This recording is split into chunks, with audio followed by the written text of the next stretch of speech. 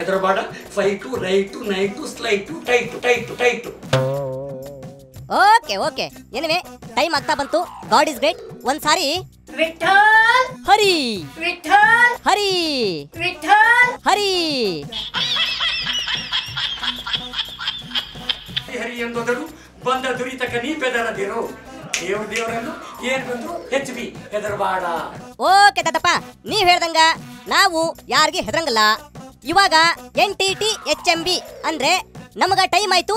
ತಾವು ಹೊರಡಿ, ಮತ್ತೆ ಭೇಟಿಯಾಗೋಣ.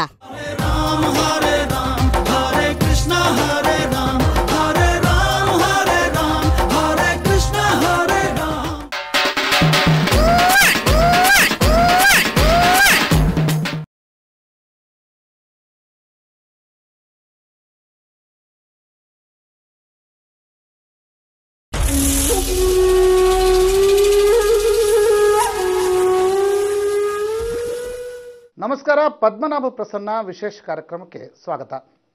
ಕೇಂದ್ರ ಚುನಾವಣಾ ಆಯೋಗ ಇವತ್ತು ಮಾಜಿ ಮುಖ್ಯಮಂತ್ರಿ ಯಡಿಯೂರಪ್ಪನವರೇ ಕರ್ನಾಟಕ ಜನತಾ ಪಕ್ಷದ ಅಧ್ಯಕ್ಷರು ಎಂದು ಪತ್ರ ಕೊಡುವ ಮೂಲಕ ಸ್ಪಷ್ಟವಾಗಿ ಹೇಳಿದೆ. ಇಲ್ಲಿಗೆ ಪದ್ಮನಾಭ ಪ್ರಸನ್ನ ನಡೆಸಿದ್ದ ಒಂದು ಕಾನೂನು ಹೋರಾಟ ಇನ್ನೊಂದು ತಿರುವನ್ನು ಪಡಿತಕ್ಕಂಥ ಲಕ್ಷಣಗಳಿವೆ. ಬನ್ನಿ ಮಾತನಾಡೋಣ. ಪದ್ಮನಾಭ ಪ್ರಸನ್ನ ಅವರಿದ್ದಾರೆ. ಕರ್ನಾಟಕ ಜನತಾ ಪಕ್ಷದ ಸಂಸ್ಥಾಪಕ ಅಧ್ಯಕ್ಷ ನಾನು ಅಂತಕ್ಕಂಥದ್ದನ್ನು ಹೇಳ್ಕೊಳ್ತಾ ಇದ್ರು. ಆದರೆ ಚುನಾವಣಾ ಆಯೋಗ ಇದನ್ನು ಇವತ್ತು ಒಪ್ಪಿಕೊಂಡಿಲ್ಲ. ಪದ್ಮನಾಭ ಪ್ರಸನ್ನ ನಮ್ಮ ಸ್ಟುಡಿಯೋದಲ್ಲಿದ್ದಾರೆ. ಪದ್ಮನಾಭ ಪ್ರಸನ್ನ ಅವರೇ, ಸುವರ್ಣ ನ್ಯೂಸ್ನ ಈ ವಿಶೇಷ ಕಾರ್ಯಕ್ರಮಕ್ಕೆ ಸ್ವಾಗತ. ಪ್ರಸನ್ನ ಅವರೇ, ಇವತ್ತು ಚುನಾವಣಾ ಆಯೋಗವೇ ಈ ಪತ್ರವನ್ನು ನೀಡಿದೆ. ಪತ್ರವನ್ನು ಕೂಡ ನೀವು ನೋಡಿದ್ದೀರಿ. ಈ ಪತ್ರದ ನಂತರ ನೀವೊಂದು ರೀತಿಯಾಗಿರ್ತಕ್ಕಂಥ ಬರಿಗೈ ದಾಸಯ್ಯ ಅಂತಕ್ಕಂಥ ಒಂದು ಸ್ಥಿತಿ, ಕರ್ನಾಟಕ ಜನತಾ ಪಕ್ಷದ ಸಂಸ್ಥಾಪಕ ಅಧ್ಯಕ್ಷ ನಾನು ಅಂತಕ್ಕಂಥದ್ದನ್ನು ನೀವು ಬಾರಿ ಬಾರಿ ಹೇಳ್ಕೊಳ್ತಾ ಇದ್ರಿ. ಸಾಕಷ್ಟು ಆರೋಪಗಳನ್ನು ಕೂಡ ನಡೆಸಿದ್ರಿ. ಆದರೆ ಇವತ್ತು ಕೇಂದ್ರೀಯ ಚುನಾವಣಾ ಆಯೋಗ ನಿಮ್ಮ ಯಾವುದೇ ವಾದವನ್ನು ಒಪ್ಪಿಕೊಂಡಂತೆ ಕಾಣ್ತಾ ಇಲ್ಲ. ನೋಡಿ, ಇವತ್ತು ಕಲಿಯುಗದಲ್ಲಿ ಸತ್ಯಕ್ಕೆ ಯಾವತ್ತಿದ್ರೂ ಬೆಲೆ ಇದೆ ಅಂತ ಹೇಳಲಿಕ್ಕೆ ಇದು ಒಂದು ಹಿನ್ನಡೆ ಅಷ್ಟೇ. ಮುಂದೆ ಇದೆ ಮಾರಿ ಹಬ್ಬ. ಸುಳ್ಳು ದಾಖಲೆಗಳನ್ನು ಕೊಟ್ಟು, ಫೋರ್ಜರಿ ದಾಖಲೆಗಳನ್ನು ಕೊಟ್ಟು, ಕಪಟವಾಡುವ ಮುಖಾಂತರವಾಗಿ, ಸುಳ್ಳೆಳುವ ಮುಖಾಂತರವಾಗಿ, ಮೋಸ ಮಾಡುವ ಮುಖಾಂತರವಾಗಿ ನಮಗೆ ಕಣ್ಣಿಗೆ ಮಣ್ಣೆರಚಬೇಕಂತ ಕೆಲಸವನ್ನು ಇವತ್ತು ಯಡಿಯೂರಪ್ಪ, ಧನಂಜಯ ಕುಮಾರ್, ಶೋಭಾ ಕರಂದ್ಲಾಜೆ ಇಷ್ಟು ಜನ ಸೇರ್ಕೊಂಡು ಆಡಿರುವಂಥ ಇದು ನಾಟಕ ಅಷ್ಟೇ. ಇದ್ರ ಹಿಂದೆ 25 ಕೋಟಿ ರೂಪಾಯಿಗಳ ಒಂದು ಕಾಣದ ಕೈಗಳ ಒಂದು ವ್ಯವಹಾರವೇ ನಡೆದು ಹೋಗಿದೆ. ಯಾವುದಂದ್ರೆ ಏನು 25 ಕಾಣದ ಕೈಗಳ ಏನು, 25 ಕೋಟಿ ರೂಪಾಯಿ ಏನು? ಚುನಾವಣಾ ಆಯೋಗದಲ್ಲಿ ಏನು ಮಾಡಬೇಕು ಇವ್ರ ಪರವಾಗಿ ಸುಳ್ಳು ದಾಖಲೆಗಳನ್ನೆಲ್ಲ ಸೃಷ್ಟಿ ಮಾಡಿ 25 ಕೋಟಿ ರೂಪಾಯಿಯಲ್ಲಿ ಕರ್ನಾಟಕ ಜನತಾ ಪಕ್ಷವನ್ನು ಪಡೆದುಕೊಂಡಿದ್ದಾರೆ.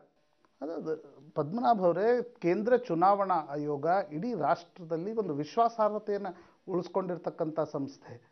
ಕೇಂದ್ರ ಚುನಾವಣಾ ಆಯೋಗದ ಬಗ್ಗೆ ನೀವು ಆರೋಪಗಳನ್ನು ಮಾಡ್ತಾ ಇರ್ತಕ್ಕಂಥದ್ದು ಪೂರ್ಣ ಪ್ರಜ್ಞೆ ಇಟ್ಕೊಂಡು ಈ ಆರೋಪಗಳನ್ನು ಮಾಡ್ತಾ ಇದ್ದೀರಿ ಅನ್ಕೋತೀನಿ. ಮತ್ತು ಅದಕ್ಕೆ ದಾಖಲೆಗಳೇನಾದರೂ ಇವೆನಾ? ದಾಖಲೆಗಳಿಲ್ಲದೆ ಈ ರೀತಿಯ ಆರೋಪಗಳನ್ನು ಮಾಡುವುದು ಸಮಂಜಸ ಅಲ್ಲ ಅಂತಕ್ಕಂಥದ್ದು. ನಾನು ಚುನಾವಣಾ ಆಯೋಗ ದುಡ್ಡು ತಗೊಂಡಿದ್ದಾರೆ ಅಂತ ಹೇಳ್ತಾ ಇಲ್ಲ. ಕಾಣದ ಕೈಗಳು ಅಂದರೆ ಚುನಾವಣಾ ಆಯೋಗಕ್ಕೆ ಯಾರು ಆರ್ಡರ್ ಕೊಡ್ತಾರೆ, ಯಾರು ಮಧ್ಯವರ್ತಿಗಳಿದ್ದಾರೆ, ಅವ್ರ ಮುಖಾಂತರವಾಗಿ ಈ ಕೆಲಸ ನಡೆದಿದೆ. ಇದು ಸಂಪೂರ್ಣ ನನಗೆ ಮಾಹಿತಿ ಇದೆ. ಮುಂದಿನ ದಿನಗಳಲ್ಲಿ ಇದ ದಾಖಲೆಗಳನ್ನು ಕೂಡ ನಾನು ನಿಮ್ಗೆ ಕೊಡ್ತೇನೆ. ಪದ್ಮನಾಭ ಪ್ರಸನ್ನ ಅವರೇ, ದಾಖಲೆಗಳು ಕೂಡ ಸ್ಪಷ್ಟವಾಗಿವೆ. ನಾವೆಲ್ಲ ದಾಖಲೆಗಳನ್ನು ಕೂಡ ಹಿಂದೆಯಿಂದ ಕೂಡ ಪರಿಶೀಲನೆಯನ್ನು ಮಾಡ್ತಾ ಇದ್ದೀವಿ. ನೀವು ಪತ್ರವನ್ನು ಕೊಟ್ಟಿದ್ದೀರಿ ನಾನು ಅಧ್ಯಕ್ಷ ಸ್ಥಾನಕ್ಕೆ ರಾಜೀನಾಮೆ ನೀಡಿದ ಬಗ್ಗೆ. ಸೊ ಎಲ್ಲ ದಾಖಲೆಗಳನ್ನು ಕೊಟ್ಟಿದ್ದೇ ನೀವು. ಈಗ ನನಗೆ ಅದಕ್ಕೆ ಸಂಬಂಧ ಇಲ್ಲ ಅಂತಕ್ಕಂಥ ವಾದವನ್ನು ಮಂಡಿಸಿದರೆ ಅದನ್ನು ಯಾರು ನಂಬ್ತಾರೆ? ಸಮಾವೇಶ ಡಿಸೆಂಬರ್ 9ರ ಹಾವೇರಿ ಸಮಾವೇಶದಲ್ಲಿ ಘಂಟಾಘೋಷವಾಗಿ ನೀವೇ ಹೇಳಿದ್ರಿ, ಯಡಿಯೂರಪ್ಪನವರೇ ಪಕ್ಷಕ್ಕೆ ಬಂದಿದ್ದೀರಿ, ಭಾಳ ಒಳ್ಳೆಯದು, ನೀವೇ ಅಧ್ಯಕ್ಷರು ಅಂತಕ್ಕಂಥದ್ದನ್ನು ಸಾರ್ವಜನಿಕ ವೇದಿಕೆಯಲ್ಲಿ. ಹೌದು, ಖಂಡಿತ ಖಂಡಿತ ಹೇಳಿದೆ ನಾನು. ಎಲ್ಲಿ ತಪ್ಪಿತು?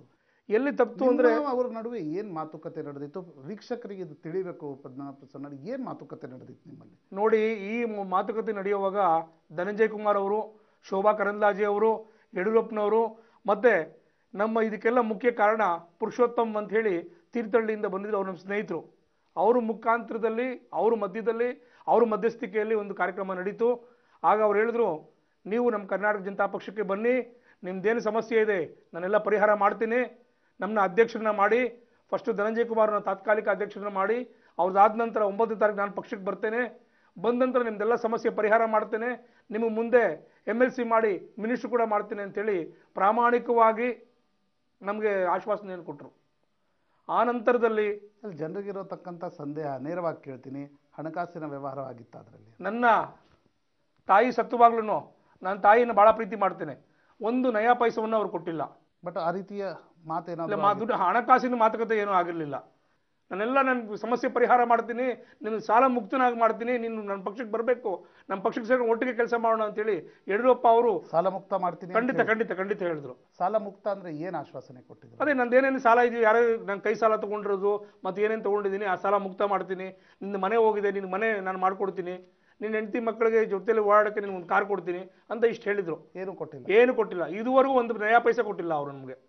ಅದು ಕೊಟ್ಟಿಲ್ಲ ಅಂತ ನೀವು ಪಕ್ಷದಿಂದ ಹೊರಗಡೆ? ಇಲ್ಲ, ಅದು ಕೊಟ್ಟಿಲ್ಲ ಅಂತಲ್ಲ. ನಂತರದಲ್ಲಿ ನಾವು ನಮ್ಮ ಕರ್ನಾಟಕ ಜನತಾ ಪಕ್ಷದ ಮೂಲ ಕಾರ್ಯಕರ್ತರು ಒಂದು ಲಿಸ್ಟನ್ನು ಕೊಟ್ವಿ ಅವ್ರಿಗೆ, 28 ಜಿಲ್ಲೆಗಳಿಂದ ಲಿಸ್ಟನ್ನು ಕೊಟ್ವಿ. ಅದನ್ನು ಆ ಲಿಸ್ಟನ್ನ ಅವ್ರು ಇದು ಮಾಡಲಿಲ್ಲ. ಅವತ್ತೇ ನಾವು ತೀರ್ಮಾನ ಮಾಡಿದ್ವಿ, ನಮ್ಮ ಕಾರ್ಯಕಾರಿಣಿಯಲ್ಲಿ ಯಡಿಯೂರಪ್ಪ ಅವ್ರನ್ನ ಉಚ್ಚಾಟನೆ ಮಾಡ್ಬೇಕಂತೇಳಿ ಅವತ್ತೇ ತೀರ್ಮಾನ ಮಾಡಿ ಅವತ್ತೇ ಉಚ್ಚಾಟನೆ ಮಾಡಿದ್ವಿ. ಉಚ್ಚಾಟನೆ ಮಾಡಿದ ನಂತರ ಏನಾಯ್ತು ಮುಂದೆ? ಏನು ನಡೀಲಿಲ್ಲ ಸರ್. ಪಾರ್ಟಿ ಆಫೀಸ್ನಲ್ಲಿ ಹೋದ್ರೆ ಸಾಮಾನ್ಯ ಪದ್ಮನಾಭ ಪ್ರಸನ್ನ ಅವರೇ, ಇಡೀ ರಾಜಕೀಯ ವ್ಯವಸ್ಥೆಯಲ್ಲಿ ಯಾರೋ ಸಾಲ ಹರಿತಾರೆ ಅಂತ ಅವ್ರ ಜೊತೆ ರಾಜಕೀಯ ಪಕ್ಷವನ್ನ ಅವ್ರ ಕೈಯಲ್ಲಿ ಕೊಡ್ತಕ್ಕಂಥದ್ದೇ ಒಂದು ಅಕ್ಷಮ್ಯ ಅಪರಾಧ ಅಂತಕ್ಕಂಥದ್ದು. ರಾಜಕಾರಣ ಅಂತಕ್ಕಂಥದ್ದು ಯಾವುದೋ ವ್ಯವಹಾರ ಅಲ್ಲ, ರಾಜಕಾರಣ ಅಂತಕ್ಕಂಥದ್ದು ಅದು ರಾಜನೀತಿ. ಇವತ್ತು ಮುಕ್ತವಾಗಿ ಮಾತನಾಡ್ತಾ ಇದ್ದೀರಾ ಪದ್ಮನಾಭ ಪ್ರಸನ್ನ ಅವರೇ, ನಾನು ಕೇಳ್ತೀನಿ, ಏನು ಡೆಫಿನೆಟ್ ಆಗಿ ಆಶ್ವಾಸನೆಯನ್ನು ಕೊಟ್ಟಿದ್ರು? ಸರ್ ಅದೇ ಹೇಳಿದ್ರು, ನೀನು ಪಕ್ಷಕ್ಕೋಸ್ಕರ ಮನೆಯನ್ನು ಕಳ್ಕೊಂಡಿದ್ಯಾ, ನಿನಗೆ ಮನೆ ಮಾಡಿಕೊಡ್ತೇನೆ, ನಿನಗೆ ಓಡಾಡ್ಲಿಕ್ಕೆ ಒಂದು ಗಾಡಿ ವ್ಯವಸ್ಥೆ ಮಾಡಿಕೊಡ್ತೇನೆ, ನಿನಗೆ ಪಾರ್ಟಿ ಆಫೀಸ್ನಲ್ಲಿ ಒಂದು ಒಳ್ಳೆ ಜವಾಬ್ದಾರಿಯನ್ನು ಕೊಡ್ತೇನೆ, ನೀವು ಕುತ್ಕೊಂಡು ಪಾರ್ಟಿನ ಲೀಡ್ ಮಾಡಿ, ನಾನೆಲ್ಲ ಪ್ರತಿ ಕರ್ನಾಟಕದಾದ್ಯಂತ ನಾನು ಹೋರಾಟ ಮಾಡ್ತೇನೆ, ಎಲ್ಲ ಕಡೆ ಪ್ರವಾಸ ಮಾಡ್ತೇನೆ, ನಿಮಗೂ ಪ್ರವಾಸ ಮಾಡ್ಲಿಕ್ಕೆ ಕೊಡ್ತೇನೆ, ಮತ್ತು ನಿಮ್ಮದು ಟೋಟಲ್ ಏನು ನೀವು ಕೈ ಸಾಲ ತಗೊಂಡಿದ್ದೀರಿ, ಏನೇನು ಮಾಡಿದ್ದೀರಿ ಎಲ್ಲ ಪಕ್ಷಕ್ಕೋಸ್ಕರ ರೀತಿ ವ್ಯವಹಾರವಾಗಿನೇ ಪಕ್ಷದ ಒಂದು ಕೀಲಿ ಕೈಯನ್ನು ಅವ್ರ ಕೈಯಲ್ಲಿ ಕೊಟ್ಟಿದ್ರಿ ನೀವು ಅಂತಕ್ಕಂಥ ಏನೋ ಇರ್ಬೋದು ಸರ್, ಹಾಗೆ ಇರ್ಬೋದು, ಹಂಗೆ ಅನಿಸ್ತಾ ಇದೆ ನನಗೆ. ಈಗ ನೋಡಿದ್ರೆ ನನಗೆ ಇದೇ ತರ ಅನಿಸ್ತಾ ಇದೆ, ನಾನೆಲ್ಲ ನನ್ನ ಕೀಲಿ ಕೈಯಲ್ಲಿ ಅವ್ರಿಗೆ ಕೊಟ್ಟು ವ್ಯವಹಾರ ಮಾಡಿಬಿಟ್ಟೆ ಅನ್ಸುತ್ತೆ ನಾನು ಅವ್ರ ಹತ್ರ. ಪದ್ಮನಾಭ ಪ್ರಸನ್ನ ಅವರೇ, ಮತ್ತೆ ನಾನು ನಿಮ್ಮ ಜೊತೆ ಮಾತುಕತೆ ನಡೆಸ್ತೀನಿ. ಈಗ ಒಂದು ವಿಶೇಷ ಕಾರ್ಯಕ್ರಮದಲ್ಲಿ ಒಂದು ಸಣ್ಣ ವಿರಾಮದ ನಂತರ ಮತ್ತೆ ಪದ್ಮನಾಭ ಪ್ರಸನ್ನ ಅವ್ರ ಜೊತೆ ಮಾತುಕತೆಯನ್ನು ಮುಂದುವರಿಸೋಣ. ಈಗ ಒಂದು ಸಣ್ಣ ಬ್ರೇಕ್.